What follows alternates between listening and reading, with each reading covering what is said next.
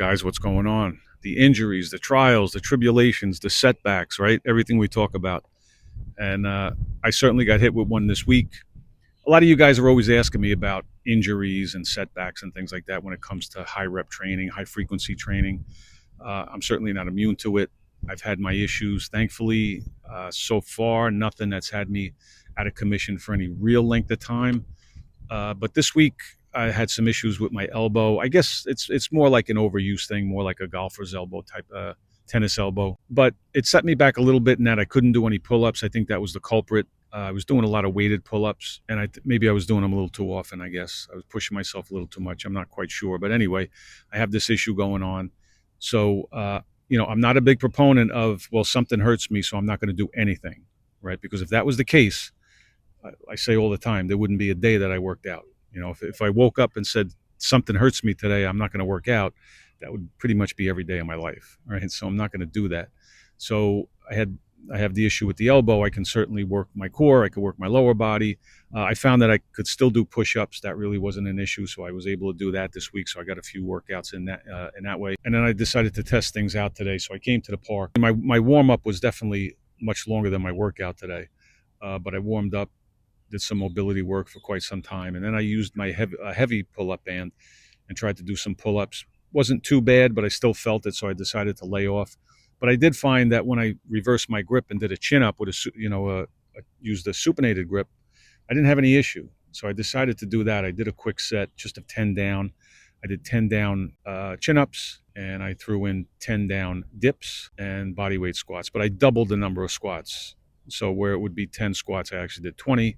18, 16, all the way down, so on and so forth. That was it. Actually, and then I did finish up with some dead hangs, which I'm a big proponent of, not only for grip strength, for forearm strength, definitely for shoulder mobility, shoulder health, decompress that back, everything. It actually felt pretty good on the elbow.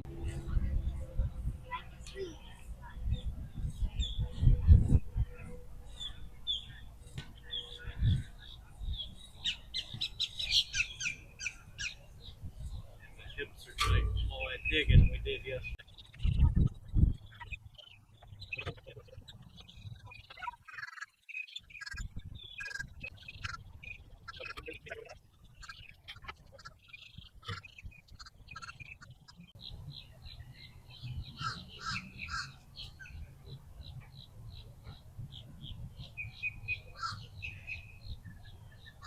Again, guys, when it comes to the injuries, you have to be careful. It comes down to knowing your body exactly what's going on. Is it a real injury? Is something really injured, or is it just a soreness? Is it an overuse thing? And I find that with me, thankfully, that's what most of it has been, just overuse stuff, just pushing myself a little bit too far. I did back off this week. I worked on the recovery, and again, what goes into recovery? It's always going to be the boring stuff. It's going to be what you eat. You don't want to cause excess inflammation in your body, the stress, the sleep. It's the boring stuff. But that's what's going to help speed up your recovery, or at least keep the recovery on your body's schedule, how it wants to go. You're not sabotaging yourself and setting yourself back, right? Now, when you injure yourself, in this case, the overuse of the elbow, or if you twist your ankle, your body has an inflammatory response. It'll swell up. You'll get a little bit of pain. That's the body rushing the nutrients, the blood, everything that the body needs to fix up that injury. And then over the course of time, that swelling and the pain will come down, and your body fixes itself, hopefully, right? But so when you have a fever, when you have a viral infection, a bacterial infection, the inflammatory response is a fever, right? The white blood cells flare up. They come out to find that bug and kill it. Your body raises its own temperature. It's all an inflammatory response, and that's how your body heals itself and fixes itself and fights these foreign substances. It's your body doing its job. Where we screw things up is by causing this chronic inflammation in our body, this systemic chronic inflammation, which is the starting point of all the other chronic health issues that we have. Certainly the heart disease and everything else that goes along with it, the liver disease, the kidneys, and everything.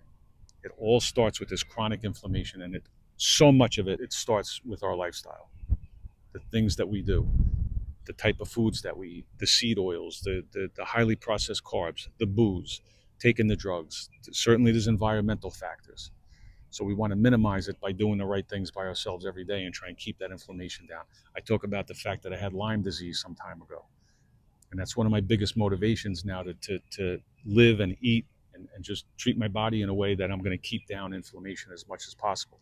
Lyme disease was horrific to go through, and it's a highly inflammatory issue to have. So you want to try and do your best to keep that chronic inflammation down in your body, which is what I try and do, and that's what I'm trying to do here with this situation.